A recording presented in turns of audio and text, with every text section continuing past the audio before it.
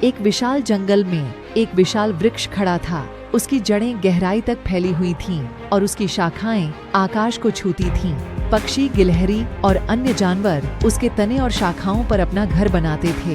वृक्ष जंगल का गौरव था। एक दिन एक भालू जंगल में घूम रहा था। उसे भूख लगी थी और वह भोजन की तलाश में था। अचानक उसने वृक्ष को देखा। वृक्ष पर फल लगे हुए थे। भालू फल खाने के लिए उत्सुक था। भालू ने वृक्ष से कहा, हे वृक्ष, मुझे फल दे, मैं भूखा हूँ। वृक्ष ने कहा, भालू, मैं तुम्हें फल नहीं दे सकता, ये फल मेरे बच्चों के लिए हैं। भालू ने कहा, लेकिन मेरे पास खाने के लिए कुछ नहीं है। यदि तुम मुझे फल नहीं दोगे तो मैं मर जाऊंगा। वृक्ष ने भालू की बात पर दया की और उसे कुछ फल दिए। भालू फल खाकर खुश हो गया।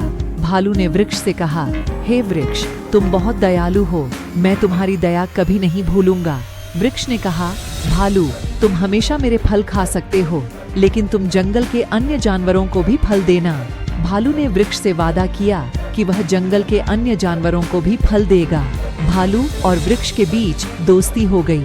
भालू अक्सर वृक्ष के पास आता था और उसके साथ बातें करता था। वृक्ष भी भालू से बहुत प्यार करता था।